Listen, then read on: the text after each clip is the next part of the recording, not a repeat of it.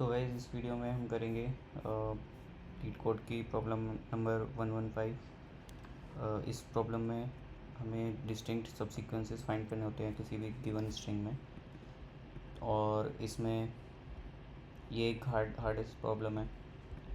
तो करते हैं इसको। तो इसको करने का तरीका है, एक तो फर्स्ट मेथड हम इसको DFS से करेंगे, और एक दूसरा तरीका होता है बैक DP के थ्रू। तो इस वीडियो में हम करेंगे DFS के through. So let's take an example of this string rabbit RABBB। ये स्ट्रिंग है जिसमें हमें सब सीक्वेंसेस फाइंड करने हैं, और हमारे पास दूसरी स्ट्रिंग है रैबिट। तो अब हमें इस दोनों लेफ़्ट वाली जो स्ट्रिंग है इसके अंदर हमें सारे सब सीक्वेंस फाइंड करने हैं ऑफ दिस स्ट्रिंग रैबिट। तो पहले देख लेते हैं एक बार सब सीक्वेंस क्या क्या हो सकते हैं। फॉर एग्ज़ाम्पल RAB, हम इस वाले B को काउंट करेंगे एंड इसको इग्नोर कर देते हैं। तो हमारे पास एक सीक्वेंस बना empty रैबिट सब। सो ये सब सीक्वेंस मैचिंग है विद और स्ट्रिंग। एक सब सीक्वेंस बनेगा RA, let's say we ignore first one, and B we ignore the third B and IT, and एक सब सीक्वेंस बनेगा RA__BIT।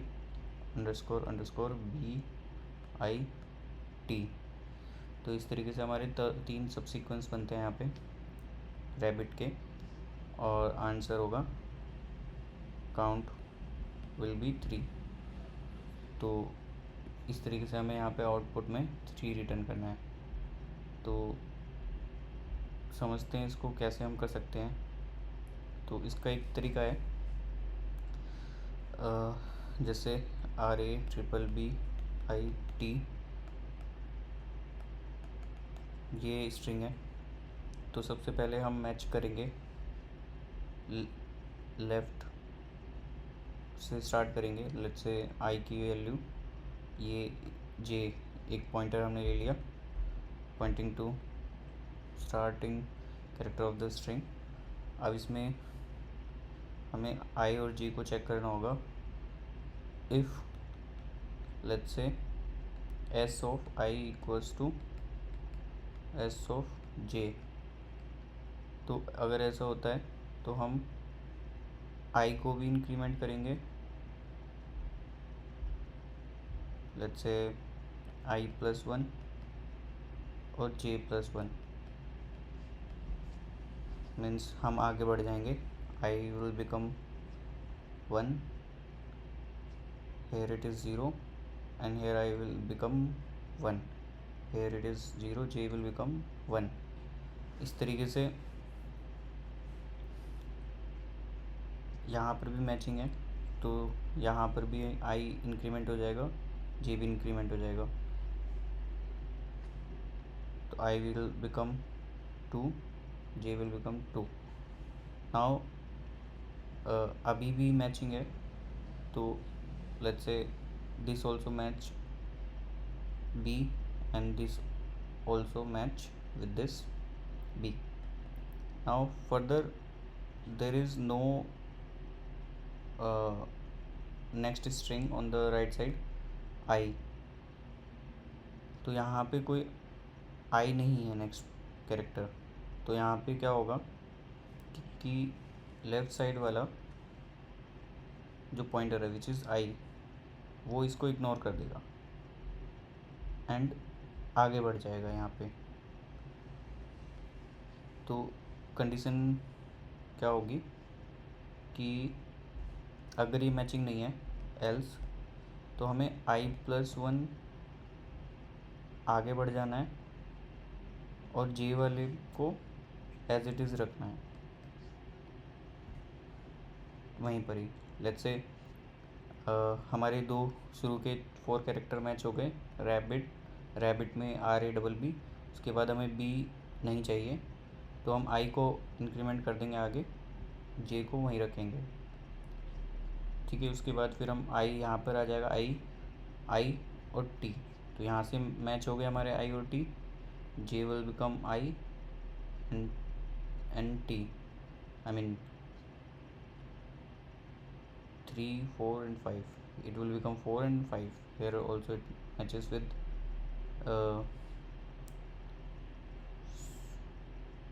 5 and 6.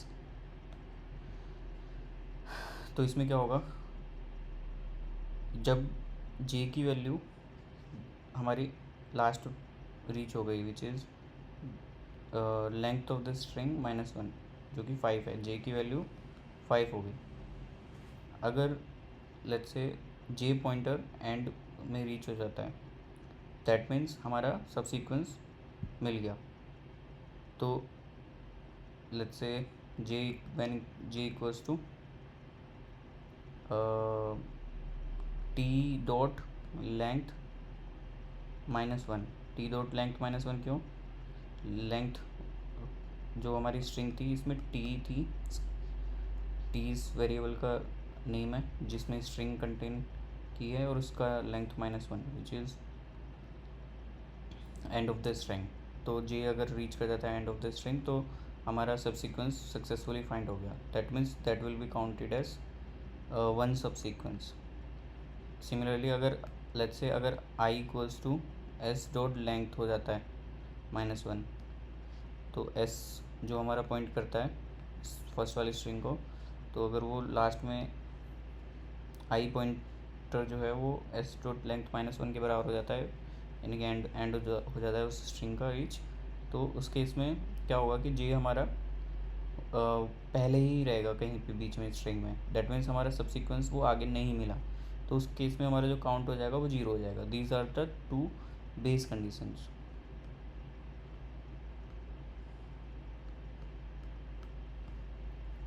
ठीक है, अब इसके बाद क्या होगा कि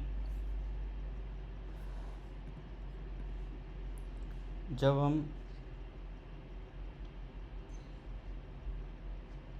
end of the string reach कर गए, अब एक कंडीशन इसमें आती है, लेट्स से आपने अगर ये मैच है, लेट्स से शुरू में के ये 4 कैरेक्टर मैच हो रहे हैं, बट नेक्स्ट कैरेक्टर को अगर हम लेट्स से इग्नोर कर देते हैं, तो लेफ़्ट साइड में अगर हम इग्नोर कर देते तो हम आगे बढ़ जाते हैं, तो उसके लिए कंडीशन ये है। बट लेट्स से हम हर एक कैरेक्टर को ith jth स्ट्रिंग में अगर वो मैचिंग है और हम उसको इग्नोर कर देते हैं, लेट्स से जे में फॉर एग्ज़ाम्पल RABBIT,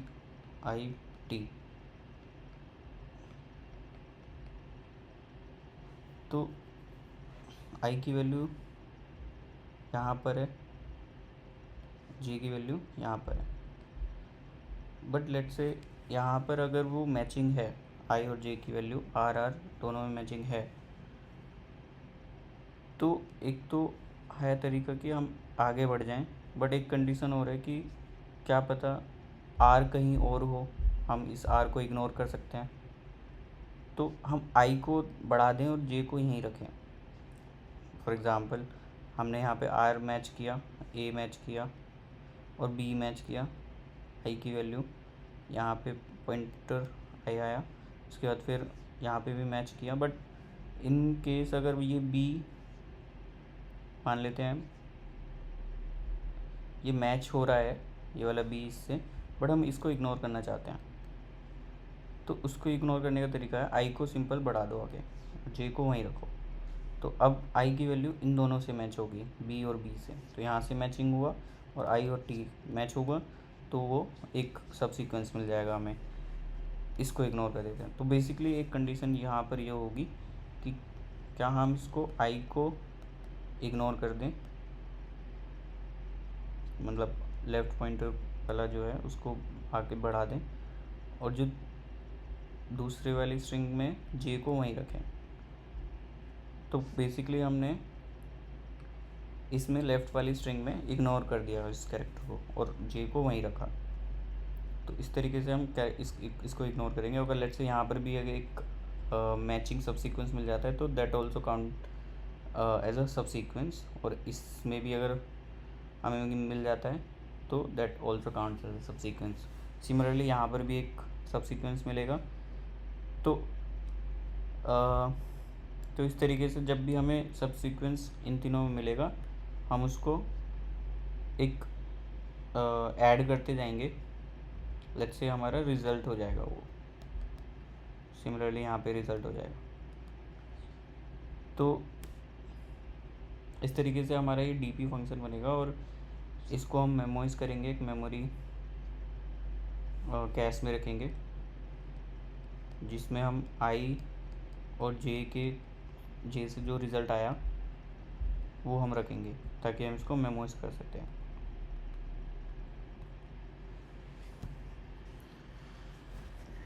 ठीक है, तो अब इस प्रॉब्लम को कोड करते हैं।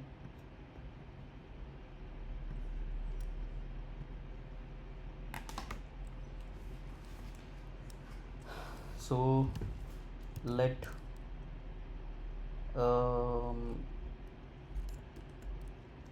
हम एक फंक्शन बनाएंगे DFS, ठीक है, और इसमें रिटर्न कर DFS में हम क्या करेंगे, एक S और T पास हो गया और हमने 0 और 0 which is I and J। तो यहाँ पर हमें S मिल गया, T मिल गया और I मिल गया और J मिल गया। तो हमने ये फंक्शन के अंदर सारे वैल्यूज़ पास कर दी। अब एक मेमोरी फंक्शन लेंगे, जैसे कैश ले लेते हैं इसको, और यहाँ पे हम सबसे पहली कंडीशन बेस कंडीशन,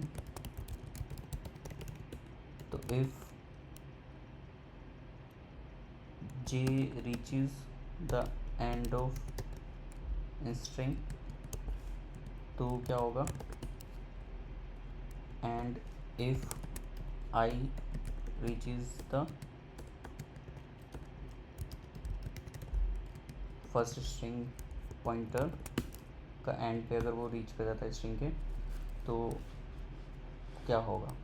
एंड एक कंडीशन होगी इफ़ S ऑफ I को equals to S of J होगा, else there will be something, अगर वो मैचिंग नहीं है। तो सिंपल है, अगर आपका लेट्स से स्टार्ट करते हैं इससे पहले लेट रिज़ल्ट क्या होगा। तो जब भी मैचिंग होगा तो आप क्या करोगे, S, T I को इंक्रीमेंट करोगे, J इंक्रीमेंट करोगे तो उससे कोई एक रिज़ल्ट आएगा। और हो सकता है कि लेट्स से ये कंसिडर इसमें फर्स्ट करंट कैर कंसिडर किया और लेट कंसिडर काउंट, और यहाँ इग्नोर इफ़ इग्नोर काउंट। तो हो सकता है कि अगर हम करंट कैरेक्टर को इग्नोर कर दें, जो कि हम I+1 से करेंगे, और J को वहीं रहने दें, तो जो भी दोनों का काउंट होगा, कंसिडर काउंट और यहाँ पे इग्नोर काउंट, इन दोनों को हम रिटर्न कर देंगे।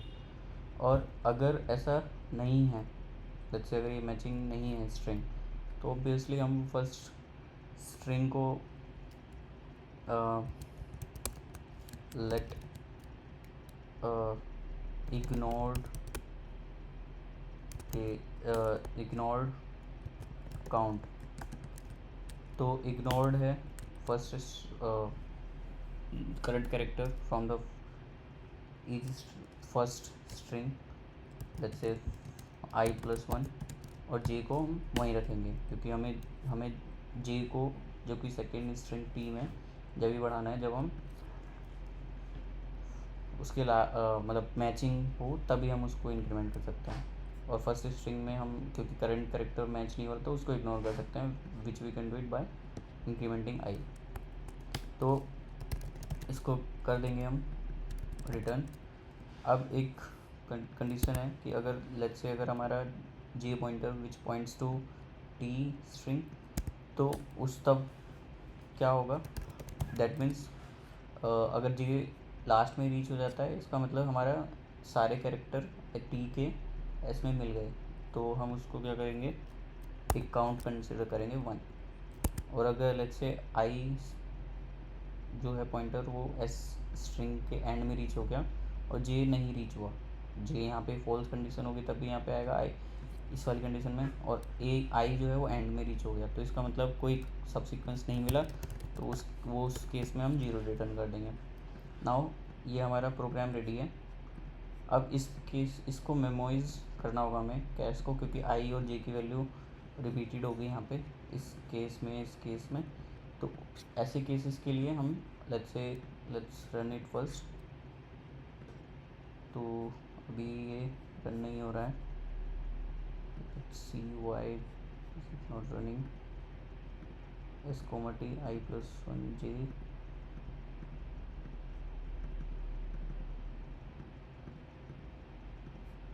if j reaches the t dot length -1 s dot length -1,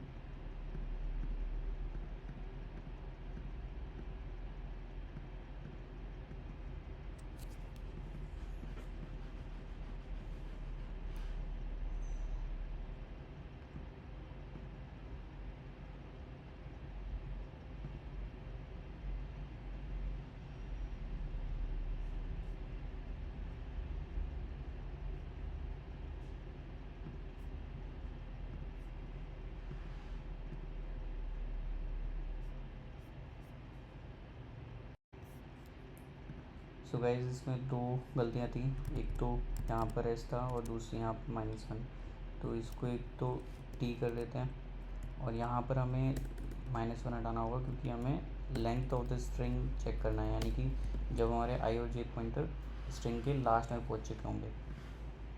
तो रन करते हैं अब। ठीक है, सो हमारा आउटपुट आ गया 3। अब इसको थोड़ा टाइम कॉम्प्लेक्सिटी जो है, टाइम यहाँ पे काफ़ी ज़्यादा लग रहा है क्योंकि हर एक DFS जो है वो रिपीट हो रही है। तो उसके लिए हम क्या करेंगे, हम कैशे से डेटा उठाएंगे। जैसे यहाँ पर हमारा कुछ रिज़ल्ट आया एंड इफ़ अगर वो कैशे में नहीं है तो कैसे चेक करेंगे, based on I and J. तो आई प्लस अंडरस्कोर हम ले लेते हैं जे। तो अगर ये कैशे में नहीं है तो हम क्या करेंगे, कैशे में रिज़ल्ट स्टोर कर देंगे। तो इसी तरीके से यहाँ पर भी हमें कैशे में अगर नहीं है ये वाली चीज़, तो यहाँ पे भी हम इस वैल्यू को डाल देंगे। और अगर ये लेट्स से मैच होती है, तो अगर ये कैशे में हिट होता है then we will just return it.